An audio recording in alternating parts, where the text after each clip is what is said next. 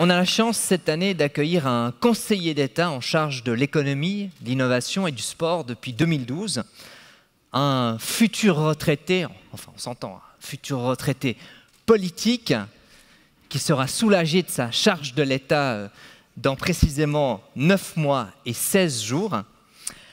Un homme qui a consacré la moitié de sa vie à la politique avec détermination, passion, et qui a surtout réussi le pari fou de rendre l'expression nonobstant familière et sympathique. Merci d'accueillir Monsieur Philippe Lebas.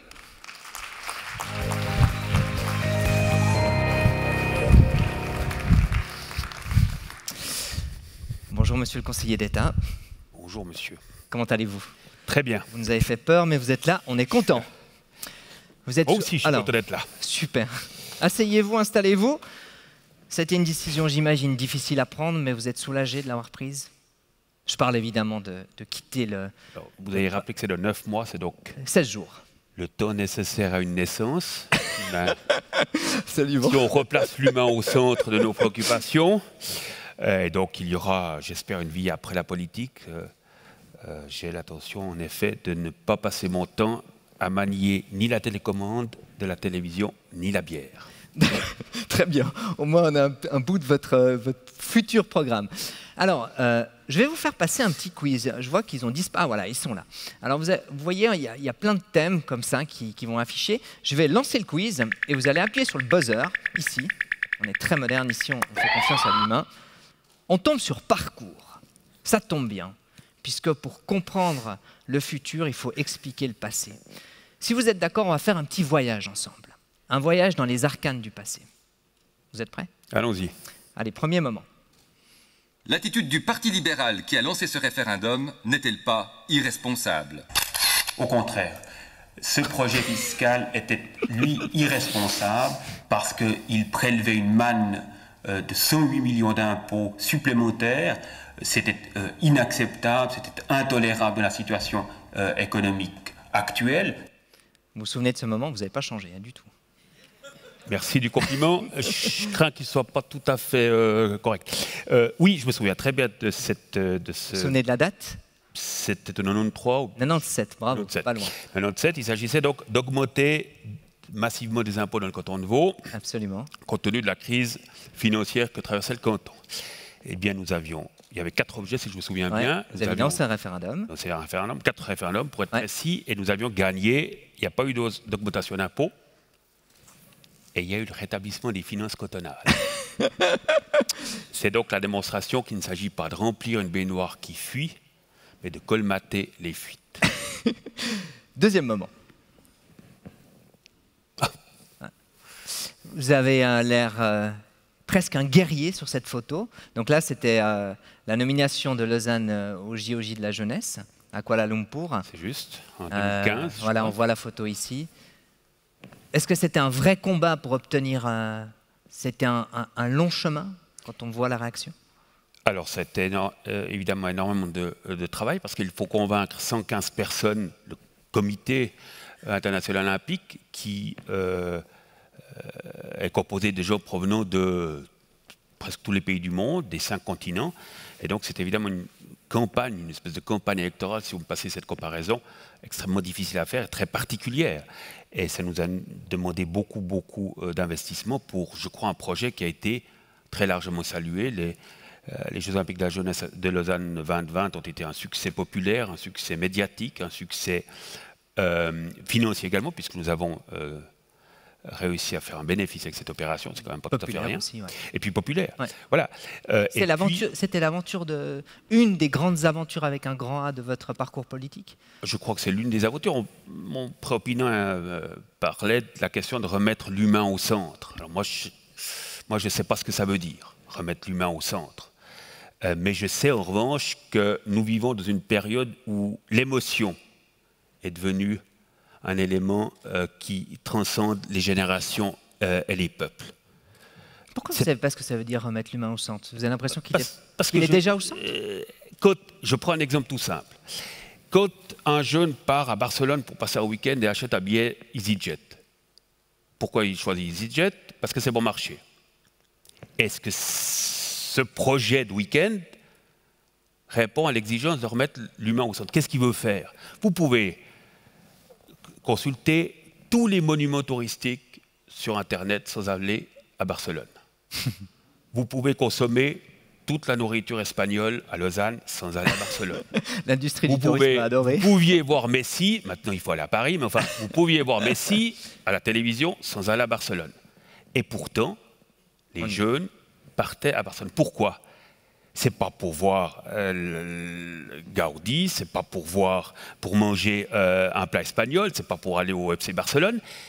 C'est parce que on traverse une émotion là-bas, une émotion. C'est peut-être ça, ce qui fait que l'homme est au centre.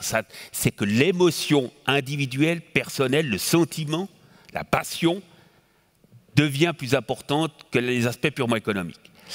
Et que constate-t-on aujourd'hui? Les JO, le sport d'une manière générale, c'est un vecteur de passion populaire, d'émotion.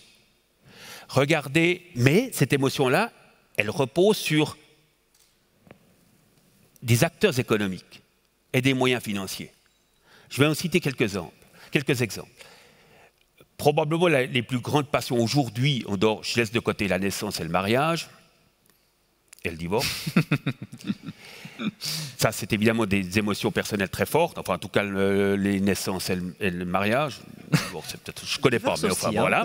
Mais en dehors de cela, les grandes émotions populaires partagées, c'est généralement le sport qui les procure, et singulièrement le football.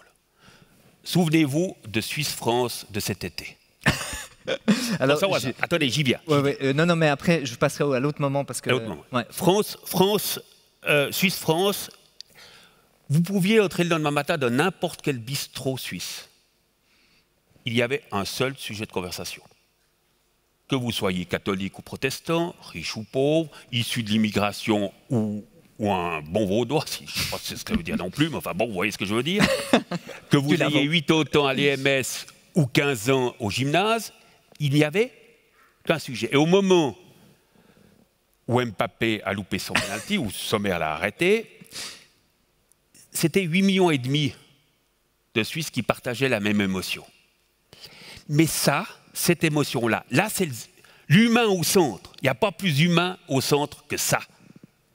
Eh bien, ça nécessite l'UEFA, ça nécessite le PSG, ça nécessite le Real Madrid, ça nécessite Liverpool, ça nécessite cette culture du football que d'aucuns qualifient de mercantile. Financière. Sans cela, sans des clubs extrêmement riches, une compétition qui génère beaucoup d'argent, vous n'avez pas d'émotion populaire partagée. Donc, quand on dit qu'il faut remettre l'humain au centre, je ne sais pas ce que ça veut dire. Oui, à vibrer dans son canapé au bistrot quand Mbappé loupe son penalty, mais vous n'avez pas l'émotion d'Mbappé qui loupe son penalty si vous n'avez pas les Qataris à la tête du PSG. Bon, l'avantage, c'est qu'aujourd'hui, on peut voir l'émotion aussi sur son smartphone, ce qui retrouve à la tête. Mais on passe au prochain moment. Mais allez au stade et vous verrez que ce n'est pas tout à fait la même émotion.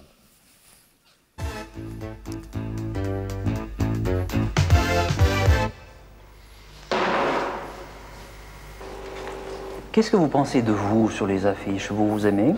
À chaque élection, ça fait un peu moins. Donc, la première fois, c'est très impressionnant. C'est surtout impressionnant pour ses enfants.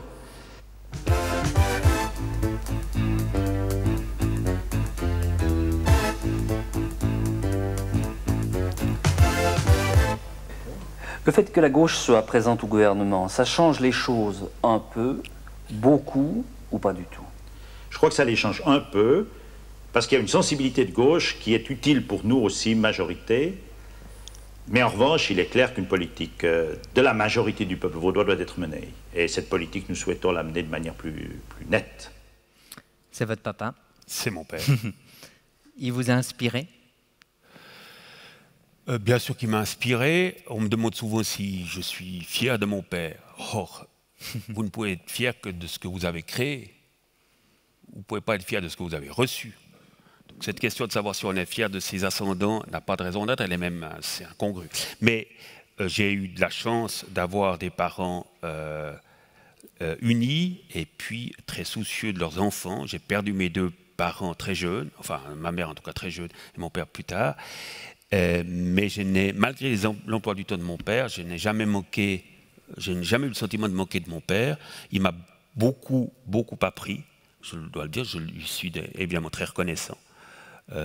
Voilà ce que je peux dire sur mon père, qui a fait un parcours politique que j'admire également. Ouais. Prochain moment. Celui-là, il est sans image.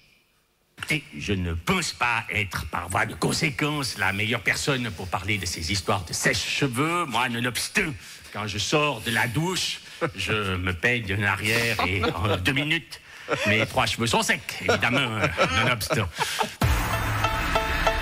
Les enfants, c'est Philippe Lebas. Quand c'est l'hiver, quand ça fait froid, qu'une chose à faire, gamin, écoute ça. Je suis pas venu pour jouer les papapoules, mais nonobstant, gamin, fous ta cagoule, fous ta cagoule, fous ta cagoule. Ou t'auras froid, t'auras les gueules, t'auras les boules. Fous ta cagoule, ouais, fous ta cagoule. Par voie de conséquence, fous ta cagoule. Ah, vous m'aurez rien épargné, hein. Quand même, c'est très large, vous êtes d'accord. Vous avez toujours assumé votre style Lebas. Ça vous a jamais posé de problème? Déjà, il y a un style. Je ne sais pas s'il y a un style, je ne l'ai jamais cherché, je ne l'ai jamais cultivé. Non, c'est pas mon premier problème. J'imagine. Ça, je peux vous le dire. Et alors, ce nonobstant, il vient d'où? Expliquez-nous un peu. Il vient des tréfonds de la langue française. D'accord. Si l'école vaudoise est ce qu'elle est, c'est pas de ma faute. Mais c'est une expression. Non, je rigole un peu, mais c'est une expression qui veut dire ce qu'elle veut dire, qui est sur le plan grammatical parfaitement correct. Absolument. Oubliée malheureusement. Mais grâce à vous, elle revient en force. Hein. Fort bien. Ouais. J'aurais donc au moins pas perdu mon temps. Mais non, mais j'aime bien beaucoup Lambiel, on s'entend très très bien. Et on me demande souvent, mais ça te gêne quand tu imites? Le nombre d'hommes politiques qui aimeraient être imités. Ouais, c'est vrai, vous avez raison. Dernier instant. Une des périodes les plus compliquées de votre carrière politique? Le coronavirus? Ouais. Oui, je crois que personne n'y était réellement préparé. On entend beaucoup de gens qui vous disent comment il aurait fallu faire, comment il faudrait faire demain, mais qui se gardent bien d'assumer les responsabilités. Je crois que c'est une situation que nous avons peu connue dans l'histoire, pas parce que la crise est plus grave que d'autres, mais parce que le poids de l'État est devenu extrêmement important dans nos sociétés occidentales, et donc ce qui relève de l'État a évidemment plus d'emprise sur la vie des gens. Et donc quand vous avez une crise sociale de cette nature-là, vous avez, quand je dis sociale, qui touche l'ensemble de la société, vous avez évidemment des responsabilités qui sont extrêmement grandes, que ce soit évidemment ceux qui sont en charge de la santé ou de l'économie. On était avec Madame Ruiz extrêmement exposés, et puis la charge évidemment était extrêmement lourde. Mais je dois le dire, je ne suis pas en campagne électorale, donc vous pouvez me croire.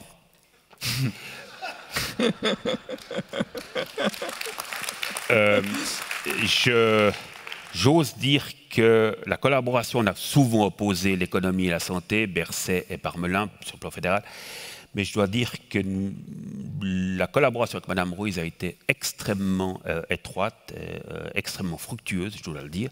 C'est l'une des collègues, enfin j'apprécie tous mes collègues naturellement. Justement, j'allais vous demander.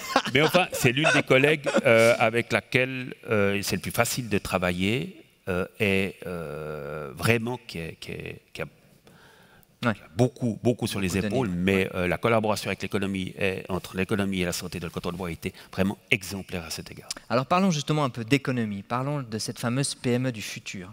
Est-ce que selon vous, cette PME doit aujourd'hui inévitablement passer par cette case digitalisation? D'abord, je crois qu'elle le fait, en partie elle le fait, mais je rejoins mon propre opinion, ce qu'on vit aujourd'hui, ce n'est pas une 4e ou une énième révolution industrielle, c'est une révolution industrielle peut-être la plus importante que le monde ait connue. D'abord parce qu'elle est globale. D'abord parce qu'elle se présente sur toute la surface de la Terre en même temps et extrêmement rapidement. Et donc, il y a un côté évidemment très très important. Ça, c'est un premier élément. Je pense en effet qu'il faut repenser le système global. Mais ça ne veut pas dire qu'il faut tout jeter, premier point. Et puis deuxième élément, ça ne veut pas dire que ce qui a marché par le passé ne marchera plus demain. Moi, je suis quand même extrêmement surpris par ce que je lis ici ou ce que j'entends ici. Moi, je n'ai pas beaucoup de réponses. J'ai beaucoup de questions. Alors, vous allez me dire, c'est quand même inquiétant quand on nomme un type qui doit gouverner une société et qui n'a que des questions et pas de réponses. Je vous dirais que c'est juste dans un premier temps, mais heureusement que ce n'est pas le Conseil d'État et ce n'est pas les autorités politiques qui répondent à tout, parce que ça, c'est le problème des dictatures et pas des régimes de liberté. Mais je suis très surpris par ce que j'entends. On nous dit, il faut placer l'humain au centre. Bon, je ne sais pas ce que ça veut dire. Il faut consommer local, il faut réfléchir aux valeurs, etc. Tout ça, c'est super dans les discours. Mais que voit-on dans la vie concrète des gens? Quand le driving de McDonald's a été rouvert suite à la décision du Conseil fédéral. Il n'y avait personne. Le jour où il a été rouvert, 4 km de bouchons pour aller manger à McDo. Après avoir entendu « la pandémie, ça va nous faire réfléchir sur la valeur des choses, l'humain au centre, acheter local, acheter chez le paysan, 4 km pour aller bouffer un hamburger. Moi, ça me dépasse. Les mêmes qui nous disaient « il faut arrêter, c'est consumérisme mondial, l'arrivée du blé transgénique brésilien. » Le McDo, il n'y a que ça de vrai pour le local. Chacun le sait. Mais M. Lebas, ça veut dire qu'on n'a rien appris de cette pandémie? Je ne dis pas qu'on n'a rien appris. Je dis qu'il faut être extrêmement modeste dans les enseignements que l'on croit pouvoir tirer d'une crise. Je vous ai parlé du McDo. On peut parler des achats transfrontaliers. Au moment où la frontière a été rouverte, regardez les colonnes de voitures à Bardonnay, à Divonne et aux hôpitaux neufs. Voilà ce que je dis. On a dit, il faut maintenant, si on prend des vacances, c'est le train de nuit. Super, le train de nuit. Regardez, je parlais de Barcelone et d'EasyJet, regardez les taux de remplissage des avions d'EasyJet qui partent sur Barcelone le vendredi soir. Moi, je ne juge pas le comportement des gens. Je regarde la société telle qu'elle est et on constate qu'il y a un décalage pour le moins significatif entre les théories qu'on lit partout, notamment sur les réseaux sociaux, et le comportement au quotidien des uns et des autres. Et donc, il faudrait peut-être que les grands penseurs qui nous expliquent que le 21e siècle, le 22e siècle sera complètement différent, regardent un petit peu la nature humaine, replace l'humain au centre de leur constat. Voilà. On a bien compris. Alors justement, ce fameux décalage, vous l'avez aussi découvert avec l'opération Welcome, si on revient à la digitalisation, et c'est là que c'est assez effarant, parce qu'on a découvert à ce moment-là un fossé énorme entre des entreprises qui avaient, elles, pris le train de la digitalisation et qui ont digitalisé quasiment leur processus de fabrication, et des entreprises qui ne connaissaient même pas Internet. Alors, vous avez raison, et ça c'est, comme disent les militaires, l'échelle 1-1, c'est-à-dire dans le terrain. Voilà, la réalité. On parle beaucoup de cette digitalisation pour les PME, ça, souvent, sans très bien savoir ce que ça veut dire. Mais nous avons mis sur pied cette opération Welcome, qui a d'ailleurs été reprise et saluée par une candidate au Conseil d'État genevois. Alors, quand les Genevois disent du bien des Vaudois, il faut commencer par se méfier. Soit il y a un « mais » qui va suivre dans la phrase, soit alors l'idée est vraiment excellente. Et l'idée était cette fois excellente. Bref, parlez-nous de ce fossé, justement.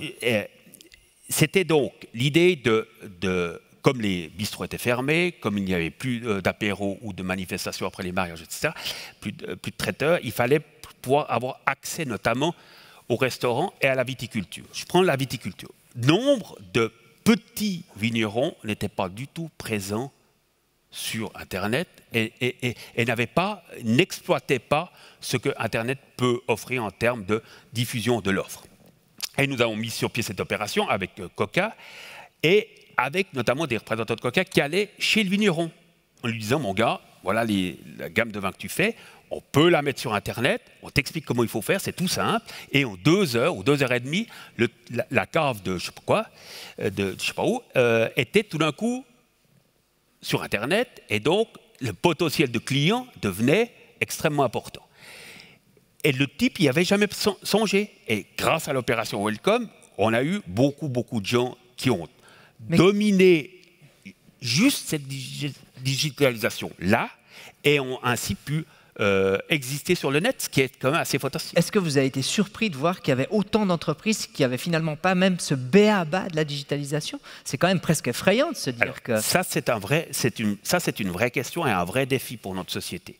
Parce que cette digitalisation a comme conséquence une société qui évolue à deux vitesses. Celui qui est capable et celui qui croit, souvent à tort, qu'il n'est pas capable et qui reste en retrait. Et on l'a constaté, je prends la viticulture, mais je pourrais multiplier les exemples de gens qui disaient « mais ça, c'est pas pour moi ». Or, oui, c'est pour toi.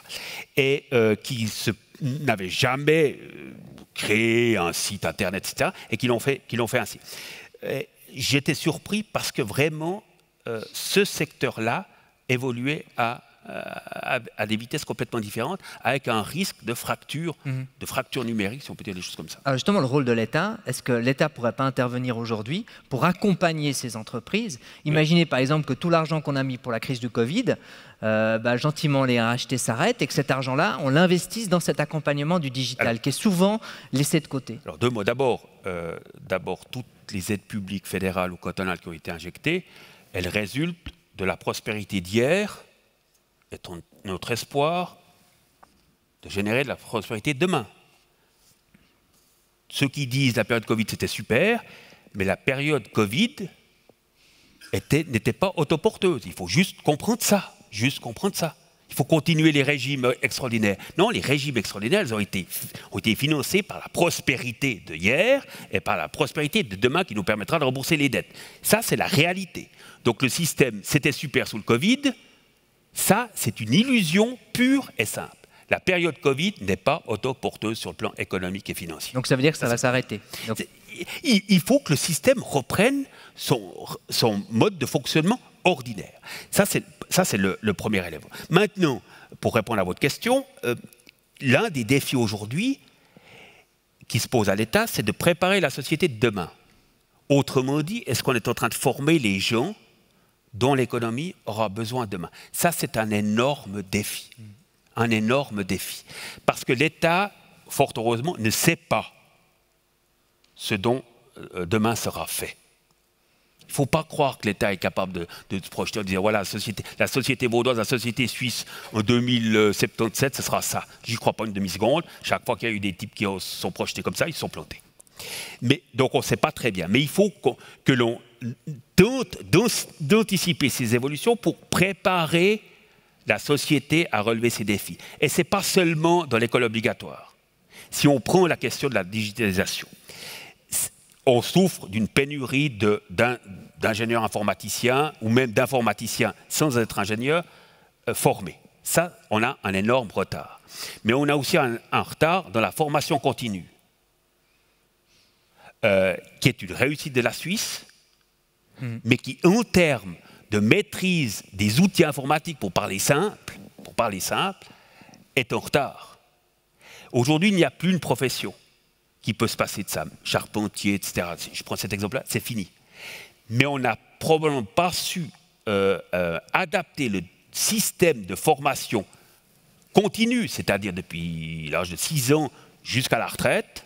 C'est comme ça que je conçois moi le système de formation obligatoire plus professionnel, pour lui permettre de relever ces défis-là. Et ça, c'est un énorme challenge. Est-ce qu'on forme encore un maréchal Ferrand alors que plus personne ne va à cheval au boulot? Alors justement, ça c'est la question. Je vais vous faire écouter un avis de Laurent Alexandre sur la formation. C'est très bien que vous ayez mis le doigt dessus parce que c'est un point essentiel dans la réussite de la digitalisation. On écoute ce que Laurent Alexandre dit, qui a écrit un bouquin très intéressant qui s'appelle « La guerre des intelligences ». Je vous recommande. Écoutez ce qu'il dit et puis après on en parle. Puisque nous ne modernisons pas l'école, nous sommes en train de pérenniser d'énormes écarts intellectuels entre les gens. Et dans un monde où l'intelligence artificielle se développe, ça va être absolument dramatique. Des gens qui maîtrisent l'intelligence artificielle et qui tirent les ficelles, et puis des gens abandonnés, naufragés du numérique, qui ne pilotent pas le monde de demain avec son intelligence artificielle présente partout. Naufragés digitaux. Est-ce qu'on en a déjà? Je suis sûr qu'on en a déjà. Je suis à peu près d'accord avec tout ce qui a été dit. En mettant 2 commentaires, si vous me donnez encore juste 2 minutes. On a encore 10 minutes. C'est merveilleux. On a tout le temps. Le premier point, Premier point, c'est que je crois en effet que l'on doit faire un effort considérable dans l'inculcation aux gens de l'informatique au sens large. Ça, c'est indispensable, sinon on va avoir une fracture et ça va être catastrophique. Ça, c'est le premier point.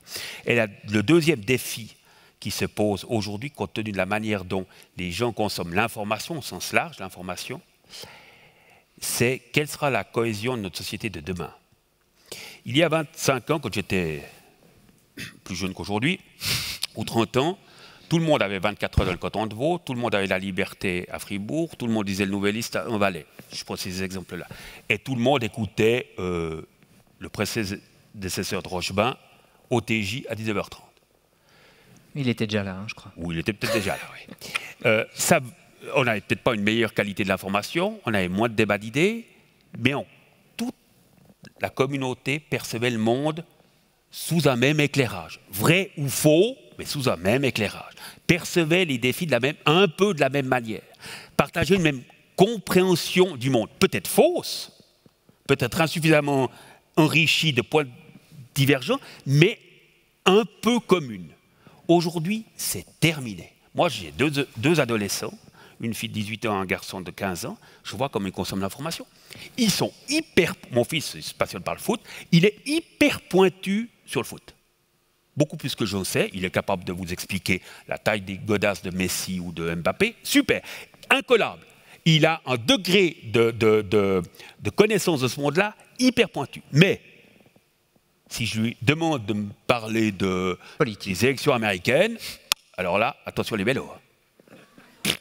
Ça, c'est la nager totale. Il connaît Trump, quand même.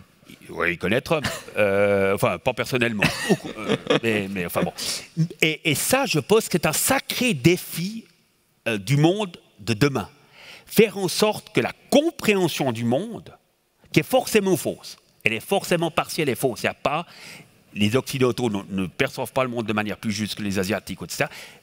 Un petit conseil, si vous voulez lire le livre le plus intelligent qui ait jamais paru, après celui-là, parce que le roi Alexandre, la guerre des intelligences. Lisez L'ordre du monde de Kissinger.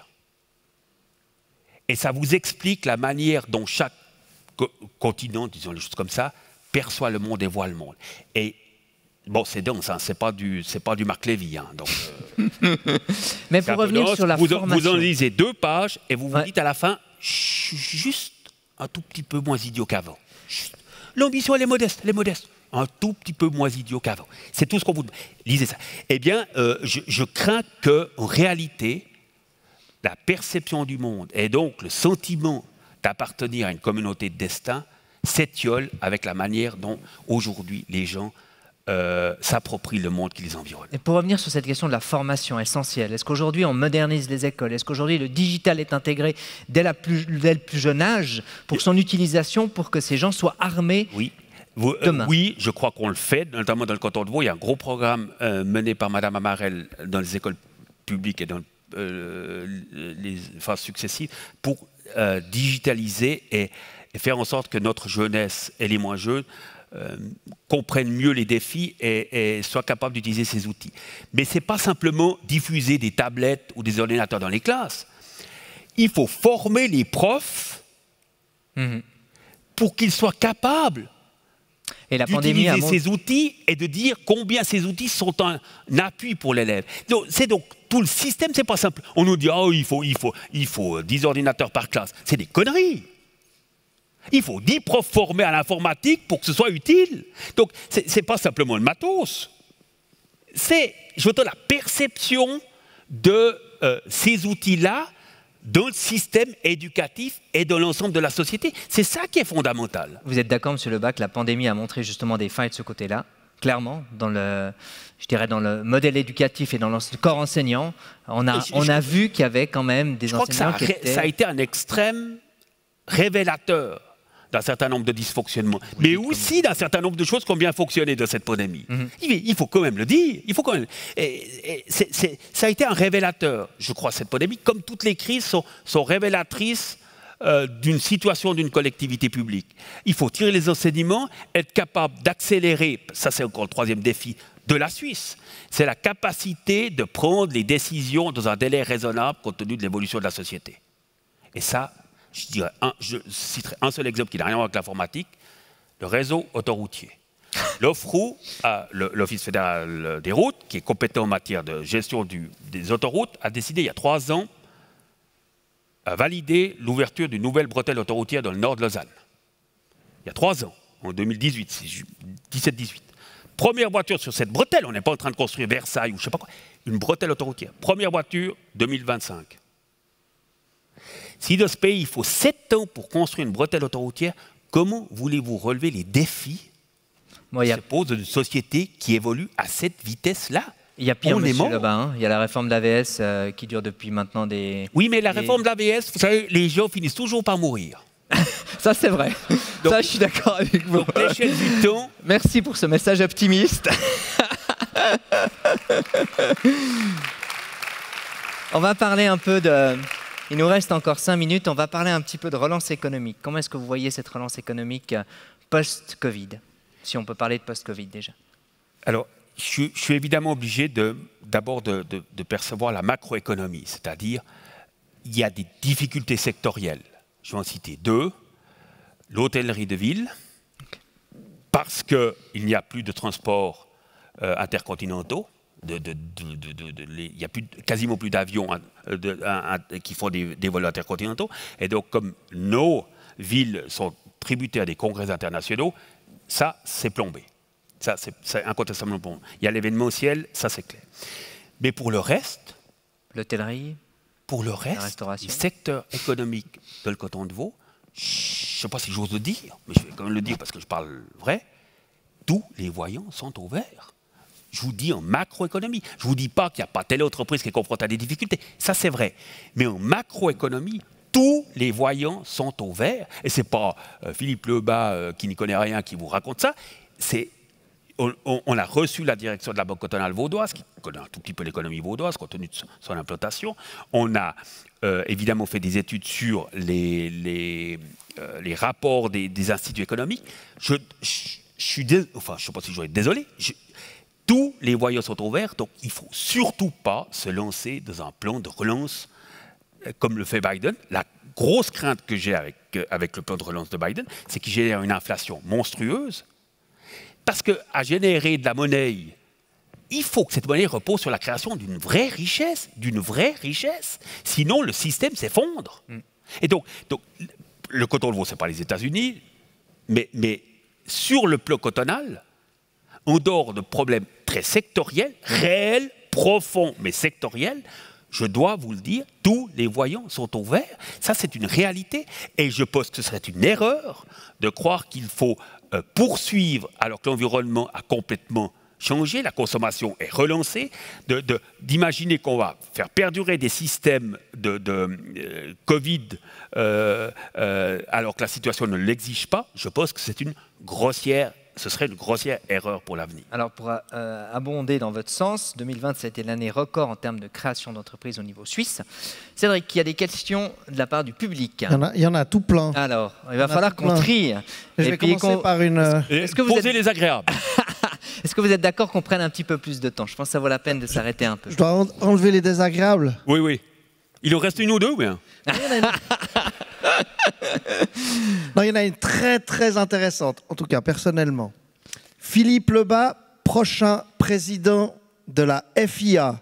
Un rêve, un souhait, une idée. La Fédération internationale d'automobile. D'automobile, oui. Ils sont basés d'ailleurs à Coppet. Mais il n'y a que des visionnaires chez vous. Ouais. Je sais pas, vous parlez de la FIFA ou vous parlez de la FIA? FIFA ou FIA? FIFA, pardon. Ah, FIFA. Je me suis trompé. Ah, quand même. Ah ouais, ça me semblait manquer d'ambition. Ouais. Donc le prochain, la question c'est un rêve, un souhait ou une idée? Je crois que M. Infantino est très bien à sa place. Non, je ne sais rien. Vous savez, c'est... Au minimum une idée. Non, mais je n'ai pas les compétences pour le faire. C'est comme si vous dites à un type qui achète un billet de loterie, qu'est-ce que tu fais avec le jackpot? On va déjà le gagner, puis après on verra. Non, le football me passionne, c'est l'une des passions, et moi je suis un homme qui fonctionne à la passion. en politique, j'ai fait quelques erreurs à la suite de ça aussi, il faut le reconnaître. Mais quand j'étais arbitre de football international, c'était ma passion. C'est mon moteur.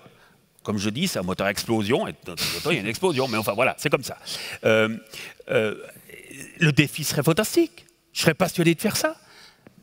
Mais c'est comme pour Buckingham Palace. Si vous n'êtes pas dans la famille Windsor, c'est un peu cuit, quoi. C'est bien résumé, je trouve. Très bien. Très bien. Donc vous n'êtes pas forcément... la Lavo Family n'a pas ses connexions vers Nyon, c'est ça? D'abord, la FIFA est à Zurich. Oui, pardon, excusez-moi. Je ne veux pas vous avez être raison. désagréable. Alors, oui, je dois le dire, et sans forfanterie, si on a obtenu les Jeux Olympiques de la jeunesse, on en parlait tout à l'heure, c'est parce qu'on a su, et mes prédécesseurs aussi, on a su nouer des relations extrêmement importantes avec le monde sportif international. Nous avons aujourd'hui 59 fédérations qui ont leur siège européen ou mondial chez nous. 59 pour une communauté de 800 000 habitants. Je ne sais pas si vous voyez ce que c'est. Nos premiers concurrents, c'est Singapour et Londres. Ils en ont entre 5 et 8. Et nous, on en a 59 pour le petit coton de veau. Cette puce, là, sur la planète. C'est 2500 places de travail directement, c'est 850 millions de dépenses annuelles dans l'économie vaudoise, seulement dans l'économie vaudoise, et c'est des centres de pouvoir exceptionnels. Exceptionnels. On a une pépite avec ça. Je ne veux pas en parler trop longtemps. Talleyrand il a souvent dit des choses intelligentes. Il a dit, si vous voulez réussir, il ne faut pas envahir les champs d'excellence d'autrui, il faut valoriser les siens. Et là, on a ce que personne d'autre ne peut nous piquer. On est capitale olympique et on a l'ensemble de ses sièges. C'est une vraie pépite pour ce canton et pour la Suisse. Il faut savoir l'exploiter, c'est tout. Une autre question? C'était Servet qui avait posé cette question sur pas la FIA, mais la FIFA. J'ai Frédéric qui nous demande: les exécutifs cantonaux mettent en avant des stratégies de développement économique et de digitalisation. Favoriser les transmissions des PME n'est pas une priorité ou simplement difficile à influencer par un canton? Alors, je pense que c'est le régime, votre interlocuteur fait allusion au régime fiscal de la transmission d'entreprises, notamment familiales, qui est un vrai problème de nature fiscale, qui doit trouver une solution sur le plan suisse, puisque maintenant on a cette loi sur l'harmonisation des impôts directs cantonaux et communaux, et donc qui chapeaute l'ensemble de l'imposition des personnes physiques. Et c'est souvent des problèmes dans les entreprises familiales où le chef d'entreprise est propriétaire. Au moment où il doit transmettre, c'est un vrai problème de fiscalité. Là, il doit y avoir une réflexion qui doit être menée sur le plan suisse. On ne peut pas avoir des prélèvements aussi confiscatoires que ceux-là au moment où il y a une transmission de patrimoine économique. Sinon, on va avoir des entreprises qui vont partir et donc des centres de compétences qui vont partir. Moi, un petit exemple. On a il y a quelques années, sauvé le site de Novartis à Prangin. Je ne sais pas si vous vous souvenez de cette histoire. Il y avait un site de production Novartis à Prangin. À Nyon. À Prangin, à côté de Nyon. C'est juste à côté de Nyon. Absolument. Donc Nyon, c'est au bord du lac Léman. Donc c'est encore sur le coton de Vaud. Vous voyez, l'école vaudoise, c'est pas seulement nonobstant, c'est aussi la géographie. Hein. Bon, ça c'est un autre problème. Ça c'est un autre problème. J'ai fait ma scolarité sur Genève, donc. Juste un élément qui permettra de comprendre un tout petit peu. On dit que Novartis, c'est une multinationale où le capital d'action est probablement à 95% à l'extérieur de la Suisse. Ce qui nous a permis de sauver cette boîte, ce site, c'est le fait qu'avec Schneiderman, on connaissait Vasella. Ça a l'air idiot de le dire. Idiot de le dire. Quand Jiménez, le CEO de l'époque, californien, un type charmant, réellement charmant, est venu la première fois ici, quand on a demandé de le voir, il nous a dit: mais vous avez de la chance d'avoir en face de vous une entreprise solide, on payera le plan social. On lui a dit: non, on n'est pas là pour parler de plan social, on est là pour parler emploi, maintien de l'activité. Le plan social, on n'en parle pas.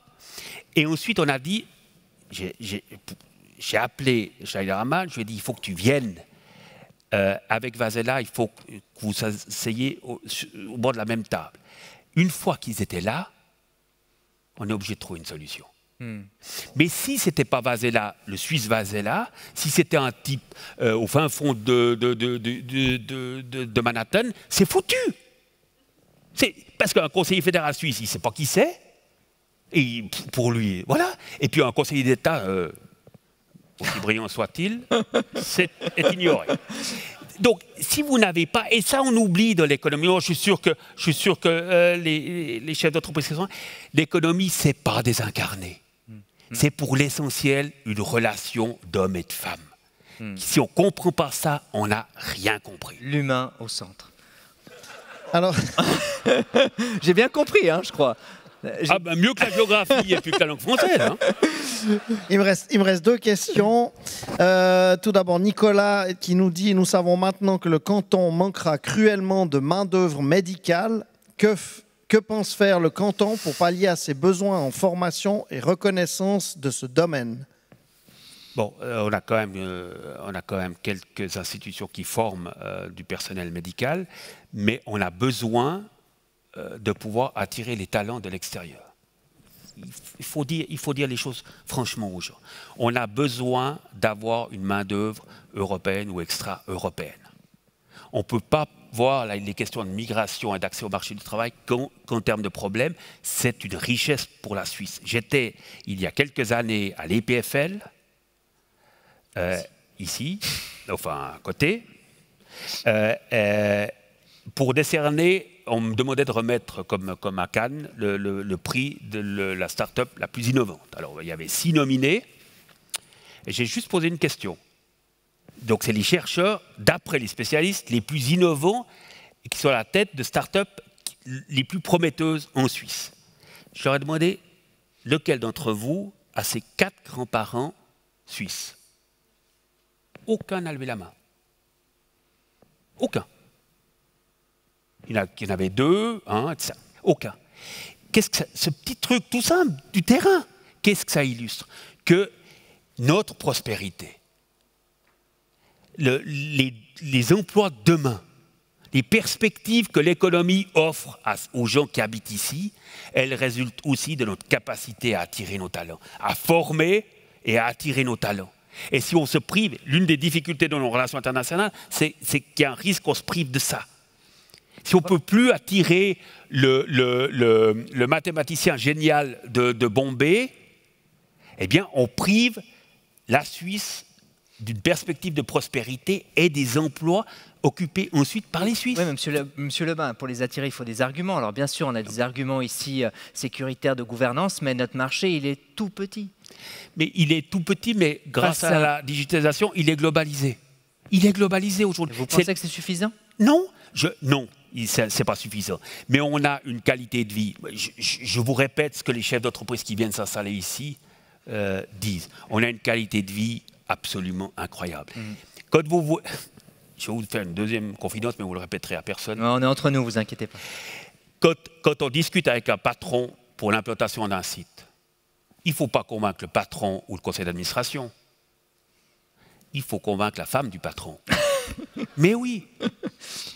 Parce que le patron, avec le boulot qu'il a, s'il rentre à la maison et puis il se fait engueuler tous les soirs par sa femme, c'est foutu. Hein. Le déplacement à Lausanne, il est foutu. Hein. Ça, je peux vous le dire. Même si les chiffres sont bons, même s'il y a une exo, même si... c'est foutu.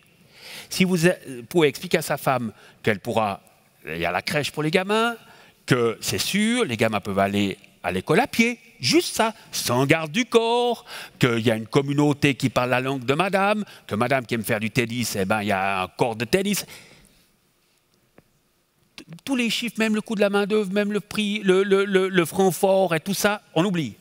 Madame est heureuse, monsieur le sera, et l'entreprise vient. Dernière question. Dernière question. Alors, elle est pour moi, celle-là, une fois n'est pas coutume. Vous nous avez dit que tous les voyants étaient ouverts pour presque tous les secteurs, sauf le mien, qui est l'événementiel. Comment on arrive à le faire devenir un petit peu plus vert? Quelles sont un petit peu les solutions que vous voyez pour nous? Je vais peut-être heurter des gens. La vaccination. Si vous voulez que l'événementiel reparte, c'est la vaccination et le pass sanitaire. Bon, Schluss. Je suis désolé de le dire brutalement, mais c'est vrai. Il faut qu'on puisse retrouver des réunions de masse, enfin de masse, à l'échelle de la Suisse, de masse, sûres sur le plan sanitaire, afin qu'on puisse les autoriser, qu'elles puissent se faire dans la convivialité avec l'homme au centre. C'est-à-dire, vous allez écouter un concert, si vous êtes masqué, c'est pas super, et on en a marre. Si vous voulez aller en boîte de nuit, si vous êtes masqué, c'est pas super pour danser le tango. Si vous voulez aller voir le titre de champion suisse du LHC, c'est-à-dire le printemps prochain, il faut une patinoire de Malais pleine, et ça, il faut qu'on puisse retrouver un mode de vie usuel. Et ça ne passera que par la vaccination et le pass sanitaire. Je suis désolé de vous le dire, mais c'est la vérité. Arrête, c'est la vérité. Il faut que les gens se fassent vacciner. Chacun fait ce qu'il veut. Mais moi, je ne suis pas de ceux qui veulent bloquer la société parce que vous avez des gens qui refusent de se faire vacciner. On ne peut pas faire supporter à l'ensemble de la société des choix personnels, aussi louables soient-ils. Celui qui choisit, il assume. Merci beaucoup, Monsieur Lebas. On peut vous applaudir. Restez avec nous, restez avec nous. Hop, hop. Merci beaucoup. On vous retrouve tout à l'heure avec Monsieur Comtesse.